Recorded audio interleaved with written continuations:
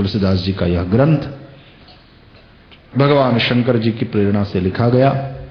वह ग्रंथ तुलसीदास जी ने 7 कांड में लिखा, और इसमें जो 7 कांड है, बालकांड, अयोध्या कांड, अरण्य कांड, किष्किंधा कांड, सुंदर कांड, लंका कांड जिसको वाल्मीकि युद्ध कांड भी कहते हैं, और उत्तर कांड। ये 7 कांड जो है तुलसीदास जी की दृष्टि में ये 7 सोपान है। जो 7 कांड है वो भगवान श्री राम की भक्ति के 7 सोपान है, सीढ़ियां हैं 7, जिन पर भगवान की अति कृपा होती है वे ही इस मार्ग पर आते हैं। एक तो होती है कृपा और एक होती है अति कृपा। एक होती है कृपा, भगवान की कृपा। लोग कहते हैं ना, बंगला है, गाड़ी है, मकान है, परिवार है, अच्छा कारोबार चल रहा, भगवान की बड़ी कृपा है, ये कृपा। लेकिन अति कृपा, अति हरि कृपा कौन? बोले वो सब तो है, लेकिन क्या भजन में मन है, अध्यात्म में रुचि है, क्या सत्संग हो रहा है, उसके लिए अनुकूलता है। रुचि है तो कभी कभी अनुकूलता नहीं बनती। तो अति कृपा किसको कहते हैं? कि सत्संग में रुचि होए, भजन में रुचि होए, और उसके लिए सब अनुकूलता भी रहे। वरना कथा में भी बैठोगे, सत्संग में बैठोगे, मन नहीं लगेगा। तो संसार की सब जंजाल और खटपट और ये समस्याएं परेशान किए रहती। लेकिन अति कृपा जिनके ऊपर होती है, पांव देई यही मार्ग सोई, वे इस मार्ग पर, इस राह पर चलते हैं। मनकामना की सिद्धि होती है जो कपट छोड़ करके इस कथा को गाते हैं, जो कहते हैं, सुनाते हैं, जो सुनते हैं, या तो जो अनुमोदन करते हैं, उनके लिए ये भव समुद्र गोपद के समान हो जाता। गाय के खुर पड़ने से जमीन में जो गड्ढा बन जाता है, उसमें भरे हुए पानी की तरह हो जाता है ये संसार समुद्र उनके लिए। जो इस कथा का श्रवण करते हैं, जो इसको गाते हैं, जो इसका अनुमोदन करते हैं, मतलब वो भव समुद्र में डूबते नहीं है। ये तो भागवत में भी स्वयं भगवान ने कहा है, मद वार्ता यातयामानाम न बंधाय गृहामताः। जो मेरी ही वार्ता में, मेरी ही कथा में, मेरी ही चर्चा में दिन व्यतीत करते हैं, उनके लिए यह संसार बंधन का कारण नहीं बनता। वास्तव में संसार बांधता भी नहीं और बांध सकता भी नहीं। हम बंधते हैं हमारी आसक्ति के चलते, हमारे राग के चलते हम बंधते हैं। कथा क्या करती है? राग की दिशा को बदल देती है। राग जो संसार में है उसको भगवान में करा देती, दिशा बदल गई। राग राम में हो गया तो उसका नाम अनुराग, बस दिशा बदल देती है। जा तो तुम रही हो, लेकिन दिशा गलत है, इसलिए दशा खराब है। गति तो है, लेकिन गति की दिशा गलत है, इसलिए दशा खराब है। दिशा सही हो जाए तो बात बदल जाए। तो कथा राग की दिशा को बदल देती। जो राग संसार में है वो राग राम में हो जाता। संसार में इसलिए राग हो गया है कि संसार की महत्ता को हमने स्वीकार कर लिया, जो कि बिल्कुल ना समझी। पैसे को महत्व दे दिया ज्यादा, शरीर को महत्व दे दिया ज्यादा, हर सांसारिक चीजों को ज्यादा महत्व दे दिया, तो उसके प्रति राग हो गया। लेकिन भगवान के महत्व को हमारी बुद्धि ने न समझा, न स्वीकार किया, इसलिए भगवान में राग नहीं है। तो कथा भगवान की महिमा को समझाती है, भगवान की महत्ता को प्रकट करती, तब राग हो जाता है राम में। तो दिशा बदल देती है कथा राग की, ताकि वो राग अनुराग बन जाए।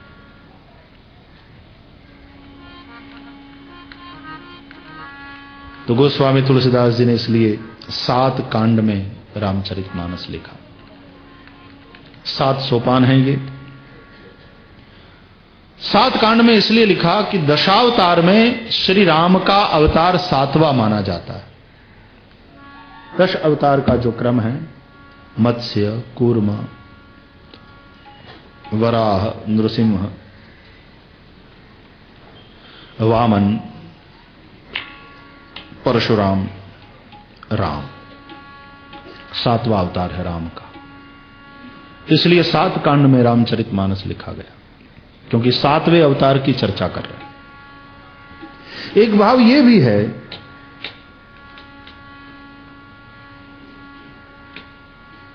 कि संगीत के सुर 7 है।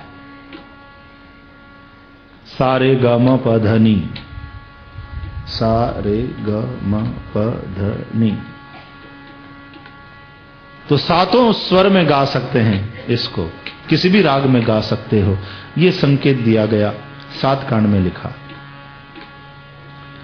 और एक भाव यह भी है कि कब गाना चाहिए, किस दिन इसका पाठ करना चाहिए। बोले सप्ताह के दिन 7 है, 7 दिन कर सकते, सप्ताह के 7 दिन इसका पाठ करिए। इसलिए 7 कांड, और प्रत्येक कांड के आरंभ में संस्कृत में मंगलाचरण किया है। बाल कांड के आरंभ में गोस्वामी तुलसीदास जी ने मंगलाचरण किया, और वो भी 7 श्लोकों में। सप्तरंगी मेघ धनुष की तरह भगवान श्री राम का चरित्र भी है, और उस चरित्र को शब्दबद्ध करने के लिए तुलसीदास जी जा रहे हैं। तो आरंभ में 7 श्लोक लिखे हैं और मंगलाचरण किया है। आइए उन 7 श्लोकों के द्वारा हम सभी मंगलाचरण करें। वर्णानाम अर्थ संघानाम, रसानाम छंदसाम अपि, मंगलानाम च कर्तारौ, वंदे वाणी विनायकौ।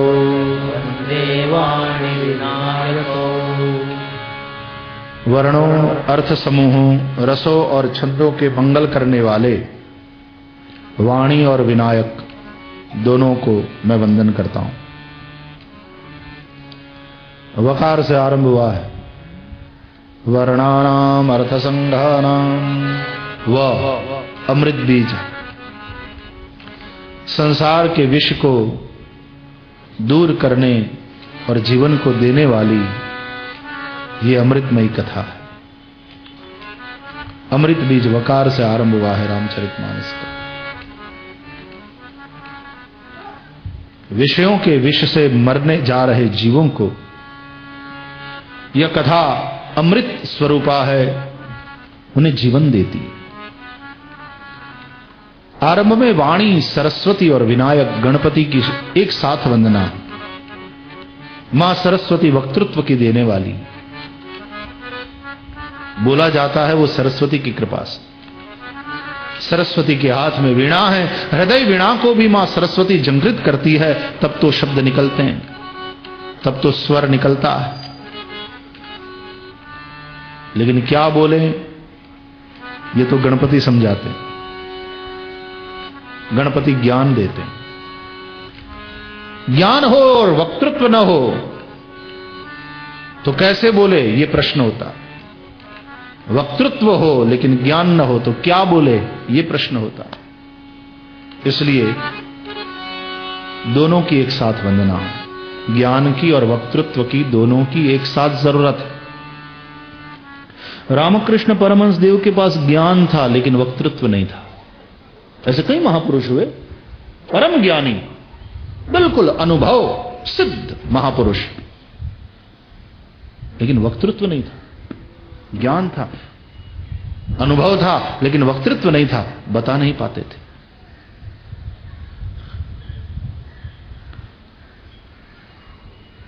लेकिन विवेकानंद के पास वक्तृत्व था, रामकृष्ण परमहंस देव के शिष्य। तो विवेकानंद के वक्तृत्व ने रामकृष्ण परमहंस देव के ज्ञान को जन जन तक पहुंचाया। उन्होंने विवेकानंद का उपयोग किया है रामकृष्ण देव ने। तो रामकृष्ण देव के ज्ञान को विवेकानंद का वक्तृत्व यदि न मिला होता तो रामकृष्ण देव का ज्ञान हमारे पास न होता। तो वक्तृत्व और ज्ञान दोनों की एक साथ जरूरत है। इसलिए तुलसीदास जी ने वाणी और विनायक दोनों की एक साथ वंदना की। विनायक गणपति,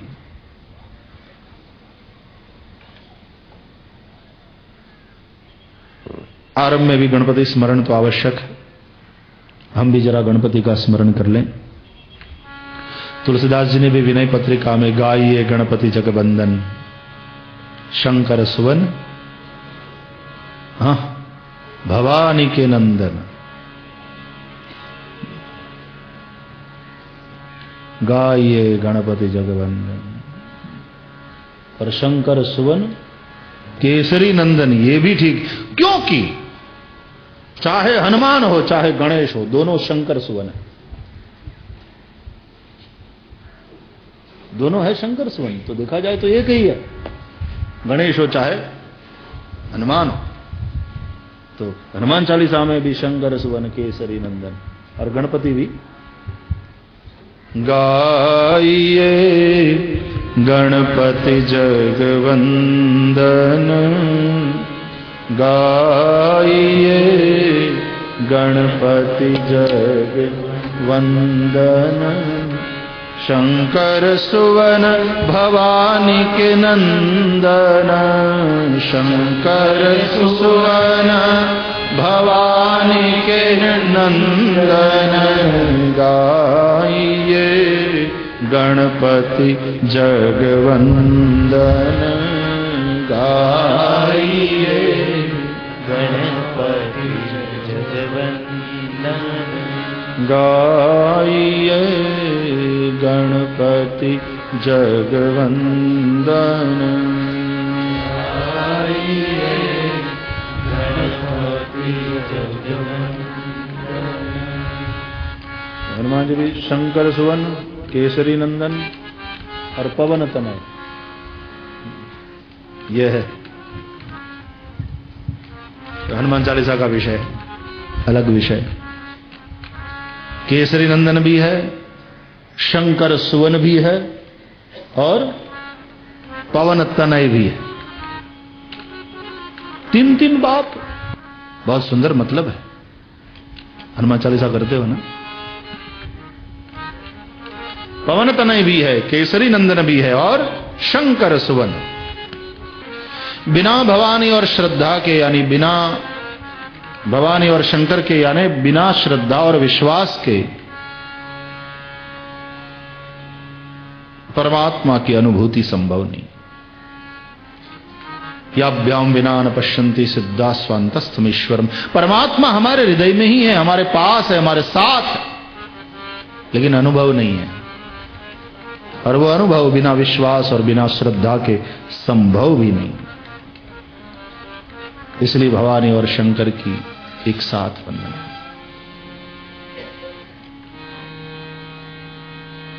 श्रद्धा बनती है, श्रद्धा पैदा होती है, श्रद्धा जन्म लेती।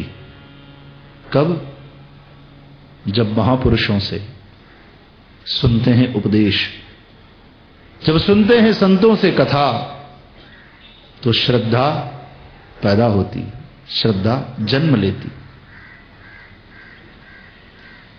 और श्रद्धा पूर्वक जब हम महापुरुषों के बताए मार्ग पर चलते हैं, साधना करते हैं, भजन करते हैं, और एक दिन अनुभूति तक पहुंचते हैं, और जब अनुभूति होती है तो फिर उसका प्रसाद है विश्वास।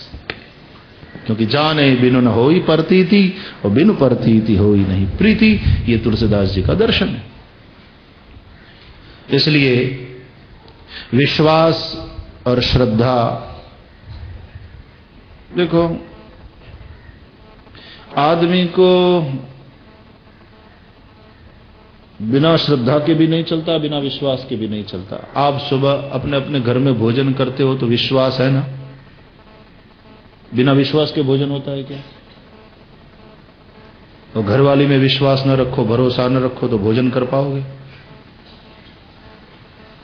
जब आप ट्रेन में चलते हो, यहां है ना ट्रेन में, तो विश्वास था ना कि हम सो गए, हम तो सो जाते हैं लेकिन वो ड्राइवर जाग रहा है। एक विश्वास था तब आप सो पाए ना।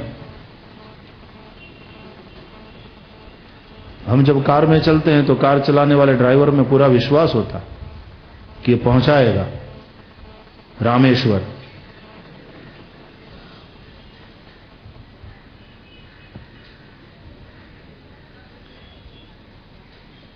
एक विश्वास होता है और तब पिछली सीट पर बैठ करके सो भी सकते हैं।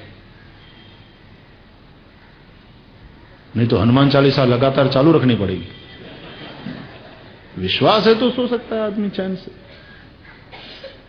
हवाई जहाज में जब चलते हो तो एक विश्वास है पायलट में, उसके ज्ञान में, उसके अनुभव में। तो भाई बिना विश्वास के तो काम नहीं चलेगा। आपके व्यवहार में भी बिना विश्वास के काम नहीं चलता, तो फिर अध्यात्म की बात है ये तो श्रद्धा और विश्वास के बगैर स्वांतस्थ जो ईश्वर है उसका अनुभव शक्य नहीं है। इसलिए भवानी और शंकर जी का एक साथ दूसरे श्लोक में वंदन किया गया है। तीसरे श्लोक में, क्योंकि बिना गुरु के ये नहीं होता है, इसलिए गुरु की वंदना। वंदे बोधमयं नित्यं गुरुं शंकर रूपिणं यमाश्रितो हि वक्रोऽपि चंद्रः सर्वत्र वंद्यते। जो नित्य बोधमय है उस शंकर रूपी सदगुरु को मैं वंदन करता हूं।